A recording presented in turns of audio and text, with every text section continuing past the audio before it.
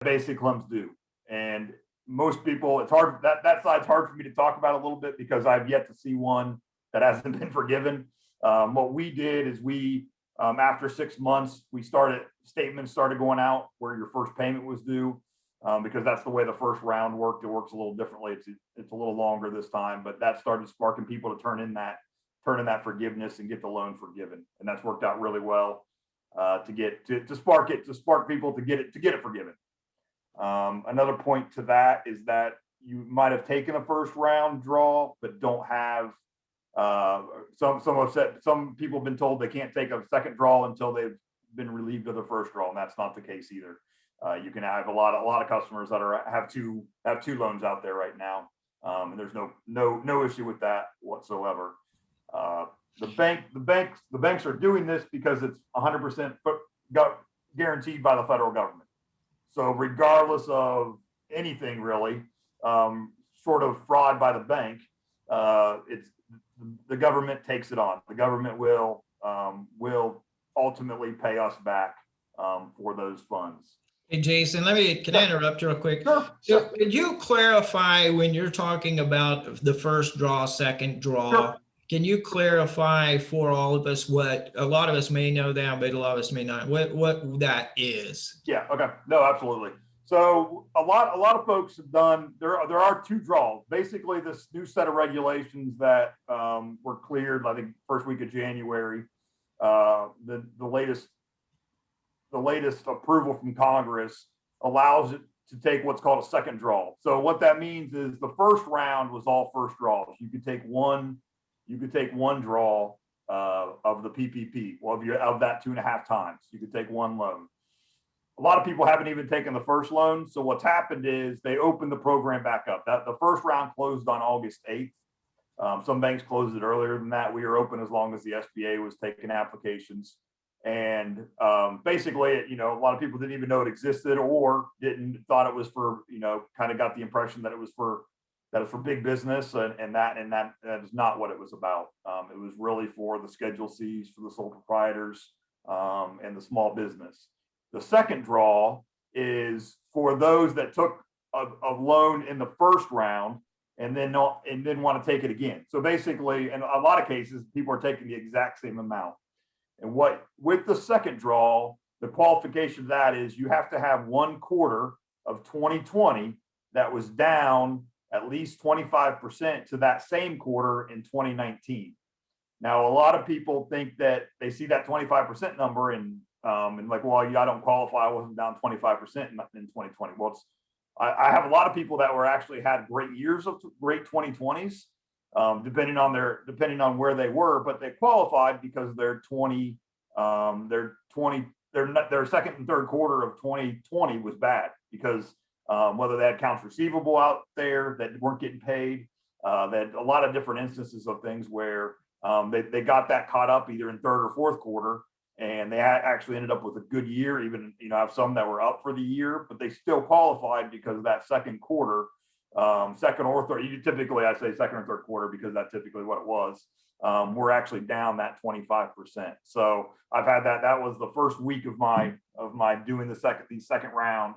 Is like, oh, I'm up for the year. Well, that doesn't. If you're down one of those quarters, they contact their accountant, or just go look at their QuickBooks and go, I was down. And provide a P&L, and that does that, and you get to take it again, which was a good decision by the not being down for the whole year, just making it that 1 quarter made a big difference. But with the second draw, also you're allowing some people will have different payrolls. You can use whatever payroll is going to make the biggest difference to you. So whether it's the 19 numbers or the 2020 numbers, you can use for that second draw. You can use the higher, what's going to get you paid more. Some people are choosing to actually pay just, if they qualify for more but want to take less. Some people are taking more, and some people take the exact same amount because I can use the same payroll. I can use the same payroll numbers they did in 19. A lot of Schedule C sole proprietors, they're going to use their 19, frankly, because they don't have 2020 done yet. But a lot will use 2019, just because that was a better year than 2020 as well. So, I think Rick, if you want to ask questions, it's a good point. Yeah, let's stop and see. We don't have any questions in the chat. If you do have a question, but if you want, we'll do this like a little round table here. If you have a question now about anything that he has said, Jason has said, go ahead and unmute yourself and just go ahead and ask. Any questions so far? All right, proceed. Okay, and I think a lot of it too is with regards to documentation that's needed. And if we're two different types of documentation, we'll first talk about if you've never submitted for PPP, you're doing your first draw. What we look at for sole proprietors is your Schedule C.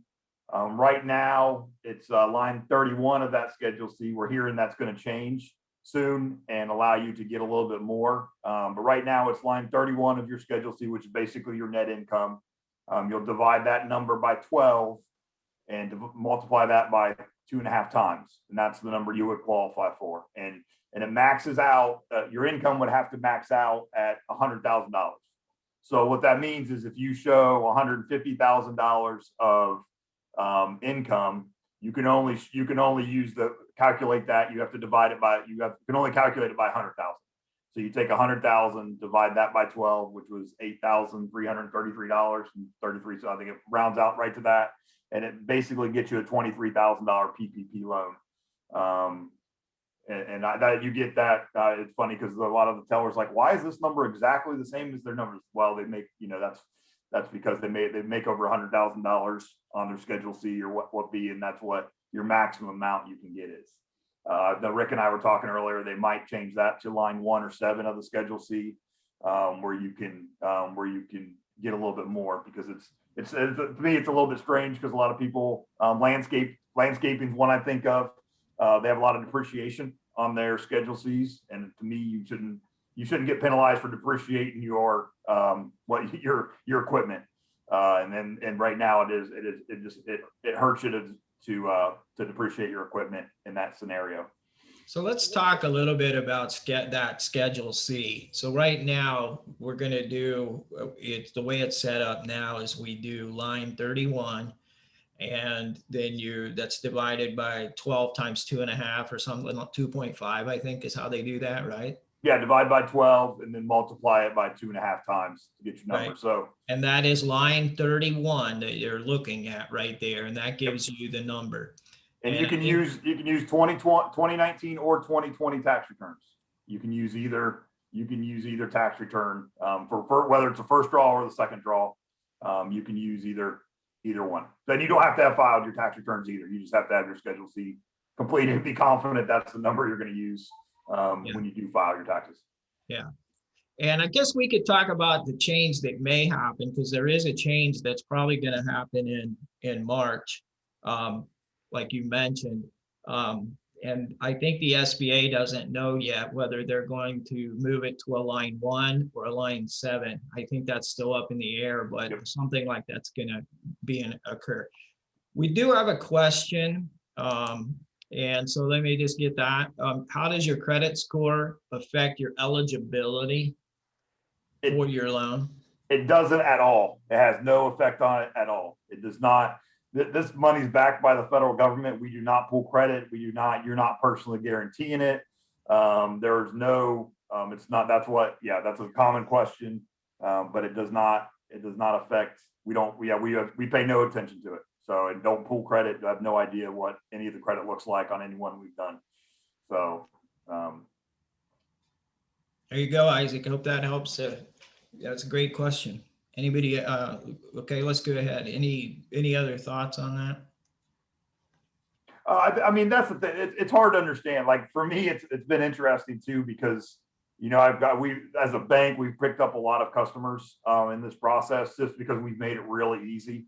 We understood the SBA's intentions. I know the bigger banks have been made a lot of paperwork that we're just not interested in collecting because the SBA really doesn't require it.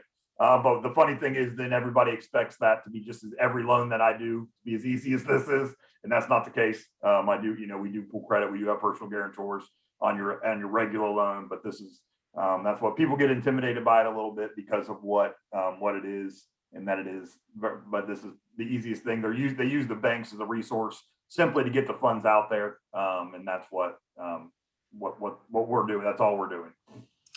So I have another question. It says if the Schedule C changes, which we're not sure exactly what, but if it changes from line 1 or 7, will it still be capped at $100,000? Yeah, I don't know. That's what Rick and I talked about that right before the call, and I don't know. I would assume so. My guess is that it would.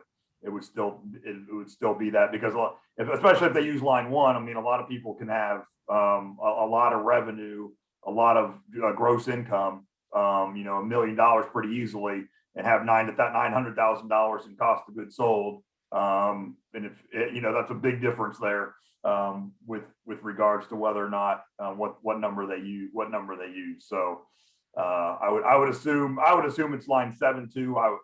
Line 1 would make it very industry specific with regards to how you're carrying through your income. Okay. So I'll let you go ahead I don't have any other questions if you want to go ahead on with your presentation. I mean, yeah, and that's the other side I want to talk about a little bit is just the forgiveness aspect. And I touched on it a little bit ago, but so let's say you have your sole proprietor, you're showing $50,000 of income. That's going to qualify you for about a $12,000 PPP loan. If you're a sole proprietor, you have no actual payroll. Basically, you're just paying yourself. You're paying yourself that $12,000, and you can do a forgiveness right away. And that's a nice feature, because you're documenting right there. You're showing that you paid yourself that income, and an easy process. If you do have employees, what I look at there is you're filing 941s quarterly.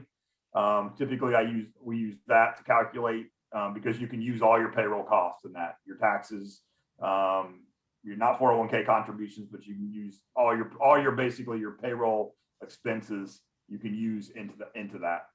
And with that, we just collect the 941 to show that that's what your pay is, and do our math that way.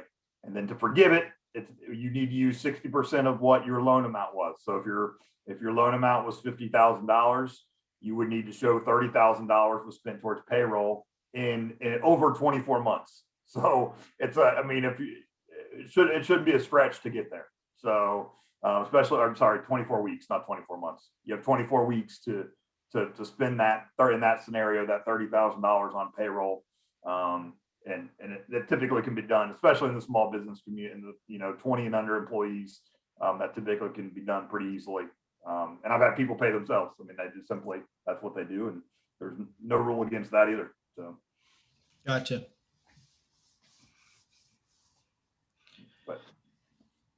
So yeah, that's what I have. That's what I have as far as any questions you have with regards to this. I'd be happy to answer, even specific to you, and see what we can come up with. And I'm here for the duration, whatever you need. Yeah. So if you want to ask a question, go ahead and unmute yourself and ask your question at this point. I really wanted to give a lot of time for question and answer, because there are certain specific things that you may want to know that are unique to your business. And so if you have a question, somebody else probably has that same question. So Yep, go ahead, exactly right. Go ahead and ask. Got something?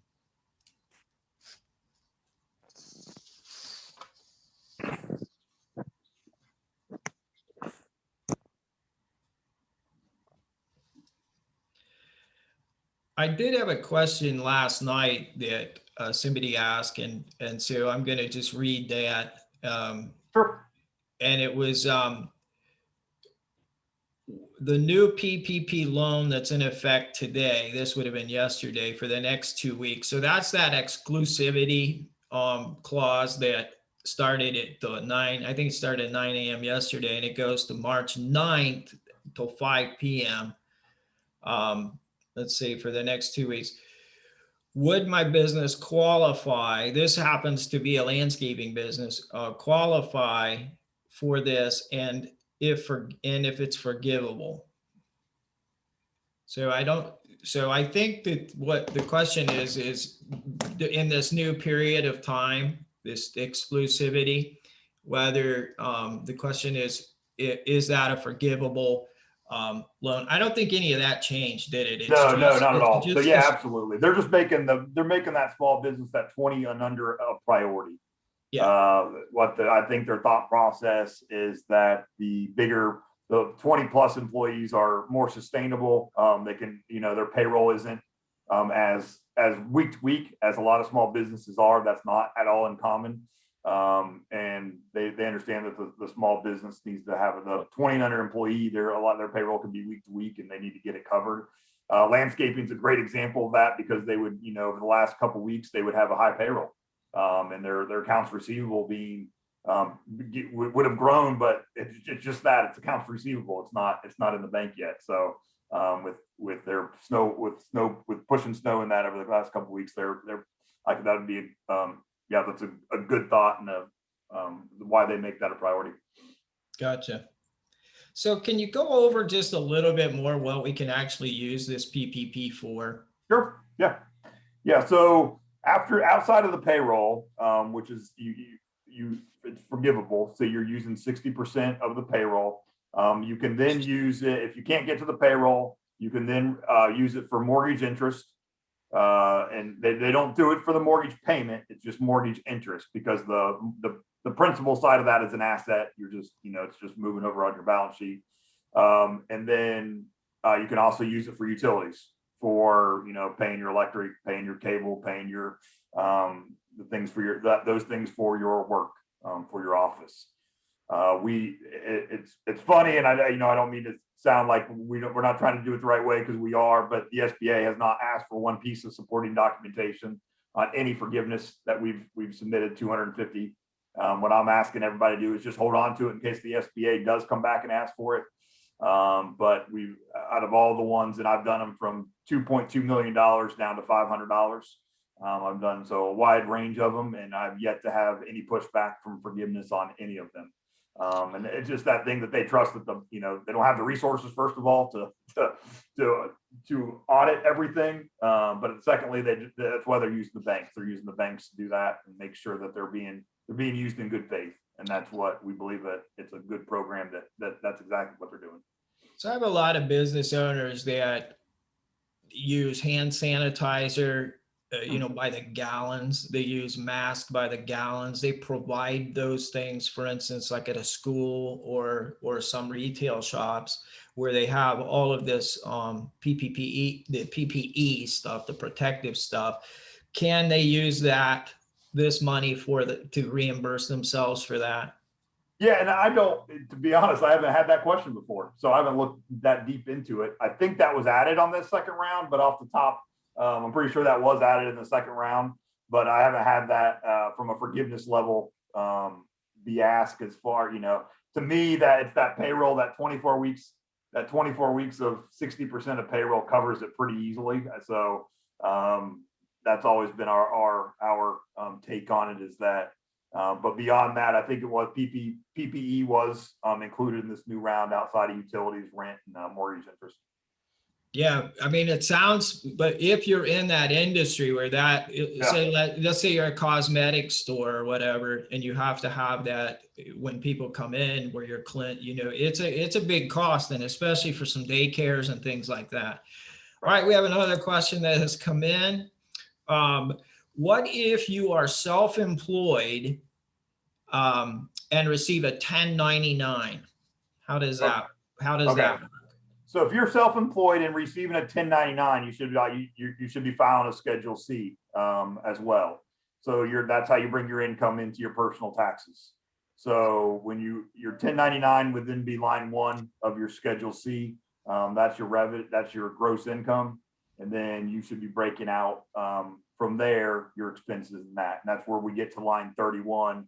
of your tax return. So I would check, I might check with your accountant, check who's doing your taxes. They should be showing you, that's your gross income. That's why we're looking at line 31. That might change with the new round. If they change it to line 1, that would be your 1099 would basically be line 1 of your Schedule C. So.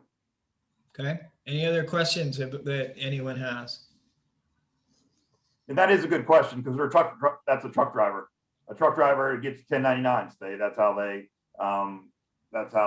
have their income. And then they deduct their, the expenses they have with that, and then they get to line 31 of that. But that's what a lot of truck drivers are 1099 employees, and that's what. But they should be filing a Schedule C with their taxes.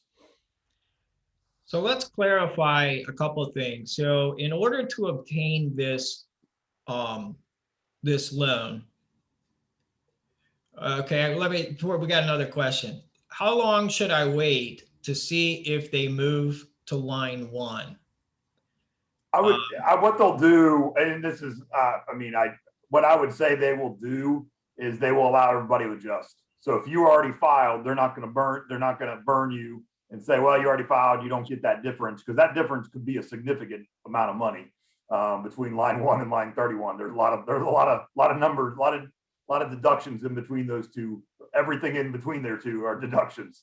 So I would say you can wait. It's not the money that I've not seen the emergency that the money they're running out of funds. That's not where we're at with this round. But at the same time, if you do file now, you'll be able to make an adjustment as you have been through this whole thing. That they've had where they've come out with different things where we've had to adjust here and there. They've allowed for it. They've had systems in place that allow for it. So it's a lot easier this round than it was in the first round to make adjustments. But yeah, I would say you could file at any point and then just be prepared, just paying attention. And if there's an adjustment, we'll be able to do that and round that off. So what I'm hearing from that is if you go ahead, let's say you really need some cash now and you do it now, you can reapply once they made the shift, and then you get the difference. That's kind of how they're looking at it, I think, for sure. Completely. But keep in mind, nobody really knows what this new this is going to come out in March sometime, and nobody really knows. Isn't that true? That they just don't know exactly how it's going. They don't. Yeah. It's been since April last year. The whole thing has been a very fluid situation. Yeah. It's been an interesting time from our standpoint, but it has been fluid, and you just kind of stay on your toes. I just feel like as long as your intentions are good, that it'll be done the right way and in a timely manner. So my question that I had was, let's talk about where do I go? Yeah, let's say I want to get in on this. Mm-hmm. So what kind of bank do I have to go to? Because not every bank is doing this. Right. So what am I looking for at the very beginning of the process? What kind of bank am I looking for? Okay. Not necessarily the name, but they have to be connected or whatever. Right. Yeah. So it has to be an SBA lender. Has to be an SBA lender, a bank that's authorized to lend through the SBA. A lot of community banks are. Some are not. We're obviously one of the banks that are. But all the big banks can do it. PNC, Fifth Third, they all do it. Their priorities seem to be a little bit different than ours. But what I would say is check with your bank. Check with if you have a contact. If you have a banker that you talk to that you're familiar with, that you deal with, on a weekly or monthly basis, they'll be able to point you in the right direction. If not, my bank will do it too. I've done them for all across the country. We have a customer in New York that he's got some properties in New Carlisle, and he hooked me up with his accountant. I think we did about 40 for him because he was struggling. Every bank in New York is huge, and he couldn't get any of his small businesses dealt with. Because banks do make money off this. So they were prioritizing it in a way that they were dealing with ones they made the most money off of first, which is bad, but at the same time, it was easy for us to do, and those have been forgiven. So it's been an easy process in that. So I would say, if you're not comfortable with your bank and you want to send something to us to do, what I ask is that you just send it to their email to ppp@ncfsb.com. That's New Carlisle Federal Savings Bank.com. And Kaylee will respond to that and get you an application and kind of breakdown of what you need. But yeah, we're happy to do it. We've done it, like I said, we're a small bank, and we've done a lot of these, over 600 in total. And so probably, 150 of those are actually our customers. The other 450 are somebody we've that been referred to us, or New York, Texas, California. I've done them for all over, just because we try to make it. We know the intention of it, and we try to make it as easy as we can to get done. Okay, so we've got a couple questions in the queue that I'm going to get to in just a second. So I'm going to contact my bank, make sure they're an SBA approved lender. I will say, just from my own personal consulting business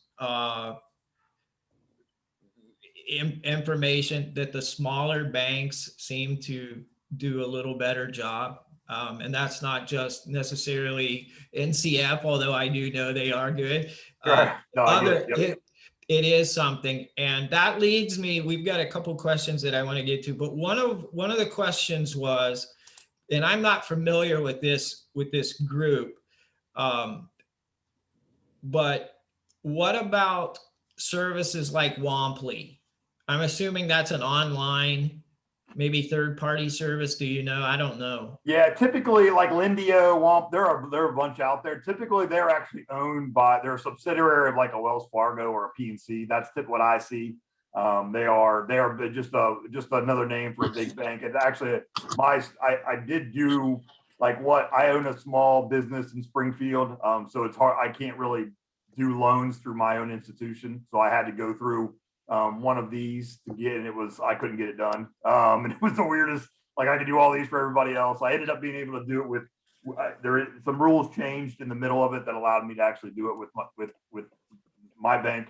But through the process, I did try to go through there, but it was a difficult to deal with, and it was just portal. It was through a portal. There wasn't any communication. There wasn't emails back and forth. It was just, and I had to go keep logging in to see if it even approved my business in it all. So to me, it's, if you have a connection with your banker, if you talk to your banker on a monthly basis with your accounts, then try to reach out to them first.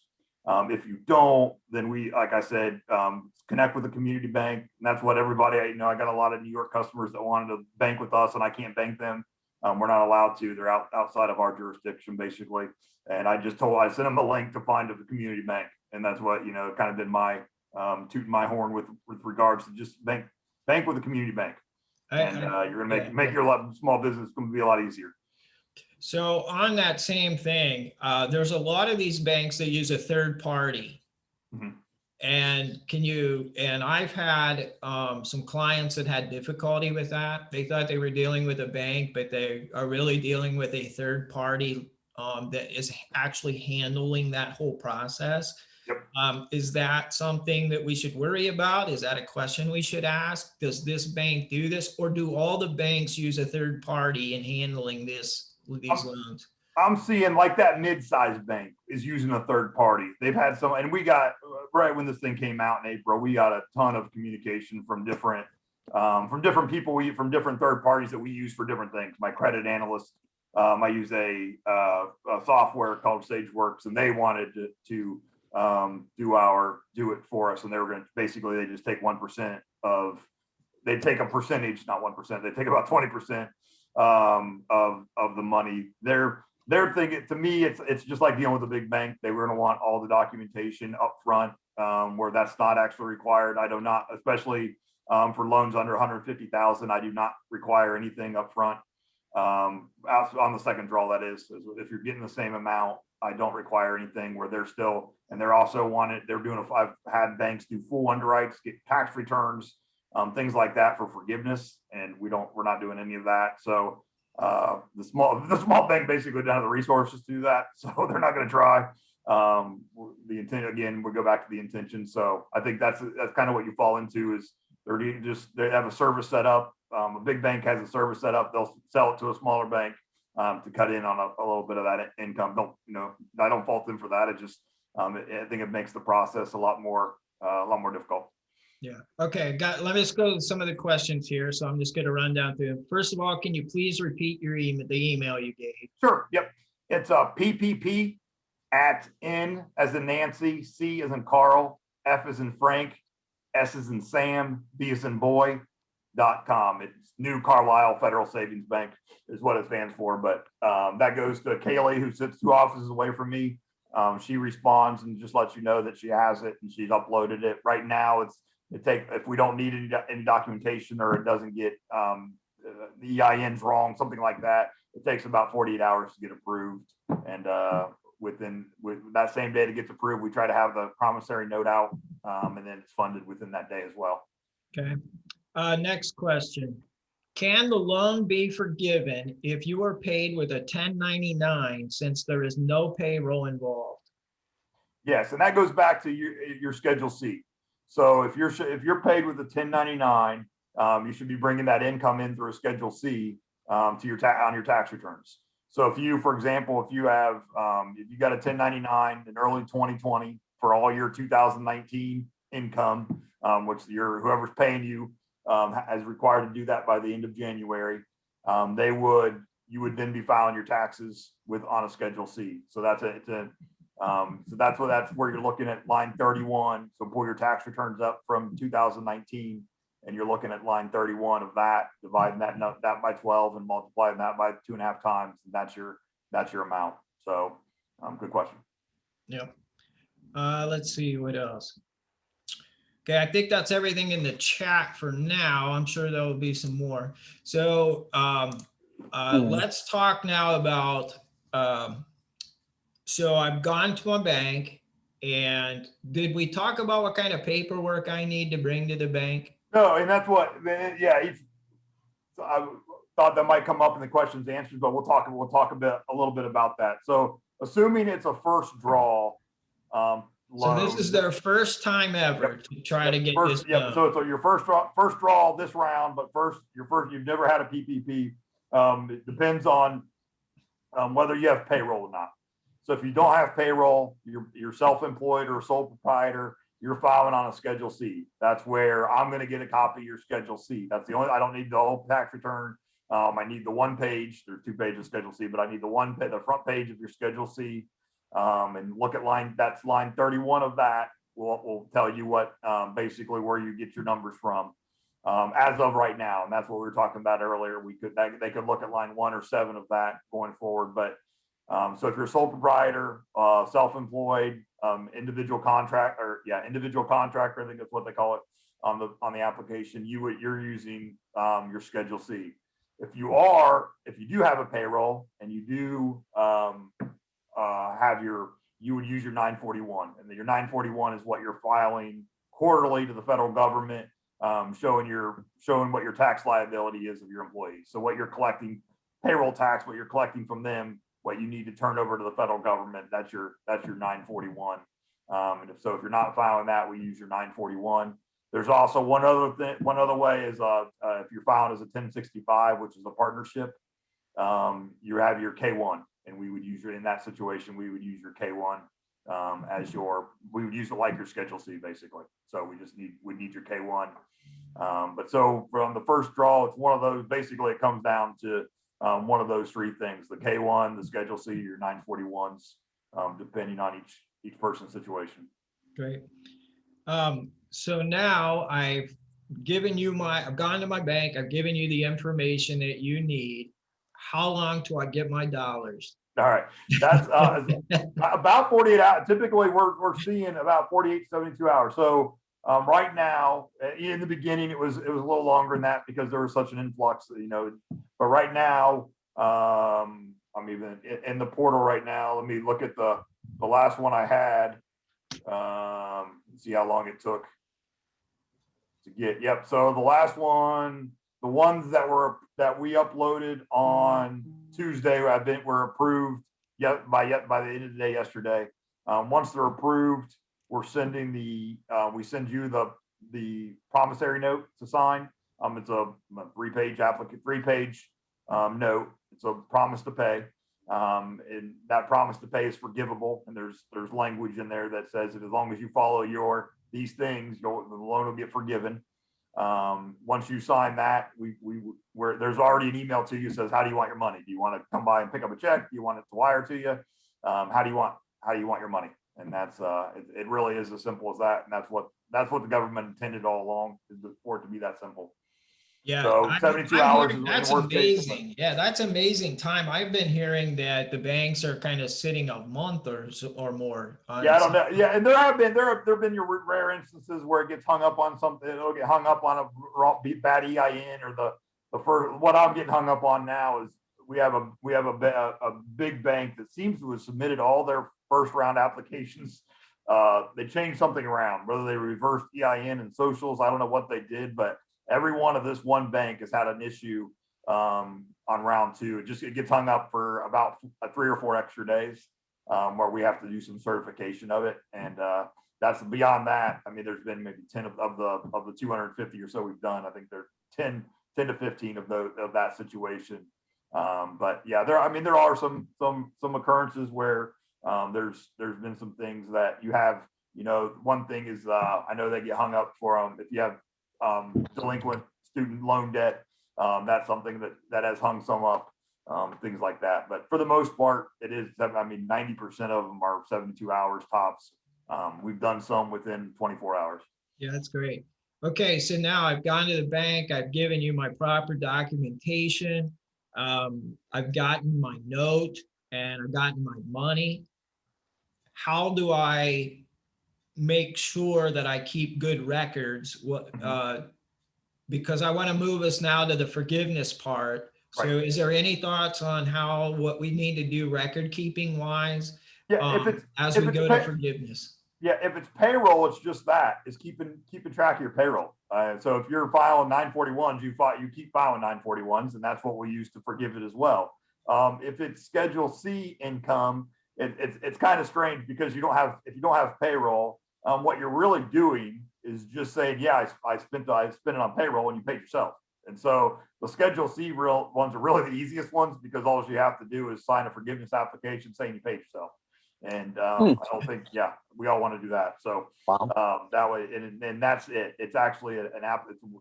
Anything under $150,000 is a 1-page application. It's a 3508S, and it literally is you basically signing off, certifying that you spent the money appropriately. And we submit it to the SBA. The SBA is taking. What happens is that's the bank's money that's out there. So when we fund it, that's the bank's money that we're giving you. When it's forgiven, then that's at that point the U.S. Treasury sends us the money to pay off the loan and forgive the debt, basically. Gotcha. So now the loan. So you're talking now, because I know there's it's the 350 Z or something like that. The number 3508S. 35. Yeah. Okay. Yeah, there's a 3508 EZ, which most people, anything over 150, most people are on the EZ. I think I've taken like 3 forgivenesses on the full it's over $2 million, I think. Yeah. So now let's talk again, just real brief, so everybody gets it. What kind of time frame, once I get my money, how long is this for, this period of time? Yep. So they quote it 8 to 20. They want it spent in 8. There's 2 scenarios, and I don't know why they make these 2 scenarios, but they do. One is you have 8 weeks or 24 weeks. Did it take you 8 weeks or 24 weeks to spend your money on yourself? And I don't know. I honestly can't answer why they make it 8 or 20. Because for me, everything would be, let's just call it 24 weeks and spend it over that time. The interesting part of all of this, and the system hasn't quite allowed it yet, is that we have a lot of people that applied in sole proprietors. Let's take a doctor, for example. We have a doctor. I have a doctor that's a contract doctor. They basically they substitute as a doctor. So they're Schedule C income, but they didn't do a first round. So to me, they qualify for the second round right away, because they just simply paid themselves and they should be able to qualify for the second round. We still can't. The system's not allowing us. I have about 10 in the queue right now that are that. So we're still looking at how to figure that out. But for most of the people on here that we're talking about, the time frame is really short, and you can basically you're showing you're paying yourself, or once you get to that 60% of that payroll, you can file for forgiveness. So once you've hit 60% of that amount, as long as you do it within 24 weeks, it'll be forgiven. What happens if you go 26 weeks? You have to pay back that 2 weeks if it took you that 2 weeks, you get forgiven all but those 2 weeks. So what is that? And that would be in that scenario, what 8% basically you have left. You would have to pay back that 8% of that loan. And you have 5 years to do that. So at 1% interest rate is what it amounts to. But yeah, good question. I have had a scenario where they actually ended up laying a lot of people off, and I think it was somebody that decided to retire more than it was the economic stress. But they didn't qualify, and they qualified for about 3/4 of their forgiveness, and they have now they have 5 years to pay back a 1% loan, and they went ahead and just paid the whole thing. In this scenario, they just went ahead and paid the whole thing back. Or the difference that 1/4 of it back, and it wasn't a big deal. So you kind of brushed over the next question that I had. So let's say we're not forgiven, although most of them are forgiven. Mm-hmm. Can you give me again, I know you brushed over that. The term, so, the term so now my loan's not forgiven. Mm-hmm. What does that look like? Okay.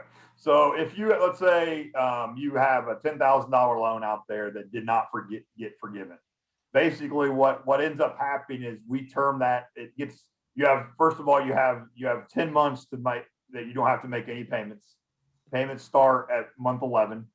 So right now payments are starting January, I think, because we pushed it back another month. So it starts 11 months from now is that first payment, because it's 10 months plus within a month until the payment's actually due.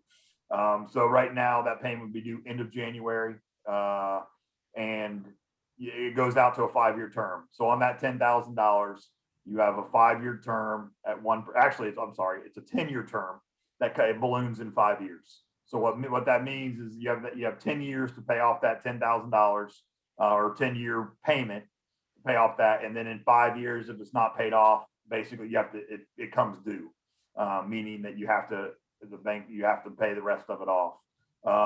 As a bank, what's kind of interesting about it is that we don't really care, because it's backed by the SBA. So that what happens is if you don't pay it off, the SBA is going to come back and pay us off, and then they're gonna collect it from you at some point. So, but again, I've yet to have one not forgiven. I've had one that came in short, and there were different circumstances to it, but they paid it off. But anybody that's applied for forgiveness, full forgiveness, has gotten full forgiveness.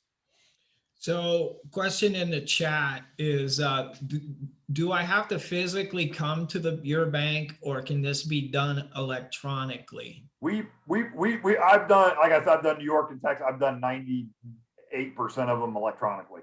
The ones that haven't done electronically have been because they've struggled with the Sign Now. We do the note through Sign Now.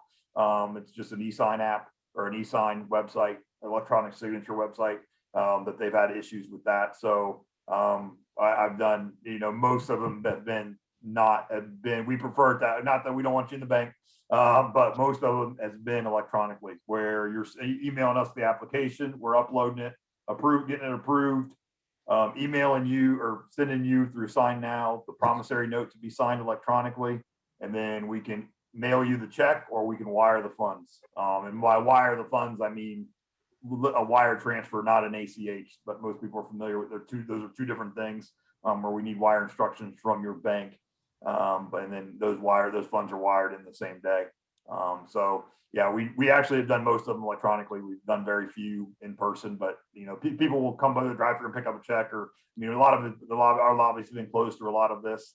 They're open now, but a lot of it's been I haven't seen or met, or I don't have ask for ID. It's a strange, as a 20-year lender, it's a strange thing to experience. Welcome to the future. Yeah, yeah, oh, no, yeah, yeah. I mean, No, it's the the way bank it's gonna that be pays for sure. pays my salary. I needed to stay on it. I need to Yeah, stay for upright. sure. So I want to give everybody, we're just about done. We've got just a couple minutes. I want to go through and see if there's any other questions that you have or something that we didn't cover that you'd like to cover. So if you have a question, you can do it in the chat, or you can just unmute yourself and ask. So I just want to give everybody an opportunity to kind of make sure they have their questions answered.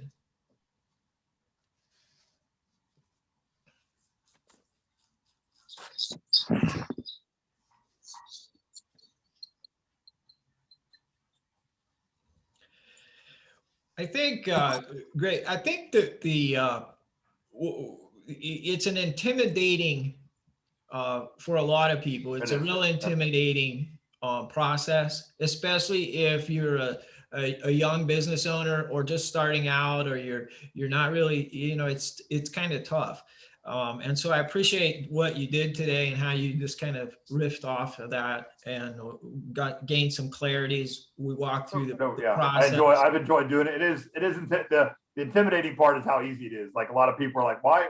Once they do it, they're like, I prepared for all this to be a really difficult process, and it's not. I can't understand why it's so easy. And for my banker bells, same way it is. But now I feel like we've got 8 months or 10 months of it under our belts, and or over 10, 11 months of it under our belts, and are pretty comfortable with it and understand the intent of it. And that's the key, is that we understood the intent of it on April 3rd of last year, and trusted our instincts on that, and it's worked out well. I'll just bring everything around. So this period of time and this PPP as it is now will end when? March 31st, as of right 31st. now. March 31st. So what is the banking industry hearing, seeing, getting some kind of what's coming next? Do we know if something's coming next, or exactly what it is? I know with the transition of the presidency and all that, a lot of it is up in the air, and even under without that, it's just always a changing environment. Right. But any thoughts or what we may see in the future? I mean, a lot of people, like, for me, I come from the residential side. I've been in the commercial side for 5 years now, but I started banking on the residential side, or lending on the residential side. I've been a branch manager. I've done a lot of different things in banking, and I think a lot of people, the good side of all of this, in this downturn of the economy, or whatever it be, is that it was handled. I feel like it was handled in a good way, and it kept everything propped up. I think that things are, to me. There's a lot of confidence in the market right now, which I'm surprised. I don't want to say I was surprised by, but what I've kind of circled back to is that we got to remember that the first time in 2009 and 2008, when the Great Recession happened, it was due to the housing market, and banks make their money on the housing market. So it's such a different environment for me, to see that. So what I see coming down the road, government wise, is not, for me, the housing prices have stayed up. I mean, now we have the things we're seeing are things like the cost of lumber and the cost of build. Those things are going up, where I think that props up the sales market, because it's more expensive, probably about 10% more expensive to build, where it catches up with value. So what I see in banking is that we're staying our course, and making good decisions, and just being aware of what's going on around us. And that's what, to me, that's what we're trying to do on a daily basis, and keep money injected into the economy, and trying to help where we can, and that. So, I have one more question, and this will end the event once we get this question answered. So let me go to that. It's, if I receive a loan based on line 31, so now we get something before March, and then it changes to something different, whether it's line 1 or line 7, and I want to be clear about this. The SBA has not made a decision yet, whether it's going to be 1 or 7. They don't know. what's going to happen there. They may throw a wrench in it and it'd be something else. Who knows? Right. But the question is, if I receive a loan based on line 31 and it changes to line 1, will I be notified that more funds are available? Or is that something I have to kind of just pay attention to? I can't promise that, I can notify, we can't notify everybody. We will absolutely send out communication that that's happened. But it's not gonna be something where we're gonna be able to make phone calls or anything to that effect. So I would always say, once you do this, be paying attention to what's going on and checking in with, it's really as simple as an email, every couple of days and saying, hey, Jason, or hey, Kaylee, what's, has this changed, and emailing that PPP email address, and that's monitored every day and replied to as quickly as possible. So it's not just a default email address out there. It actually comes to 3 different people's inboxes, including mine. So I would say just check back with us. I always hate to, over deliver and over promise and under deliver. So I'd rather go the other route and say, just especially when you're working with the government. Yeah, that's exactly right. You have no idea. So, okay, that was really good. I appreciate that a great deal. Let me just say that, and just to remind you that there is this period of time right now for 2 weeks. It started yesterday and it's going to go to March the 9th, this period of exclusivity, where if you're a small business owner with under 20 employees, you are moving to the front of the line and you are going to be, everything will speed up for you. That is great news. That was a really good move for anybody that is a nonprofit with 20 employees or under, and a business on that. So Jason, I want to say thanks, appreciate it. Thanks everyone for coming. Hey, no problem. I appreciate it. I enjoyed it. Yeah, really, it was good. And let me just say, we have a couple upcoming events. On Tuesday, March 23rd, we're going to do another webinar, and it's called Preparing Your Business to Obtain Government Contracts. I'm going to be working with PTAC, which is it's called Procurement Technical Assistance Center. They help you take your business and get it ready for government contracts. It's going to be a really, really interesting one. Then in April, we're going to do an accounting and small business financing, like working with your finances. And so I think it's going to be an exciting couple months coming up. So go to Gateway Business Group Facebook page, and you can see all the events that are going to be taking place. Jason, thanks everyone. And we're right at 7:30. All right. Appreciate everybody. Have a good night.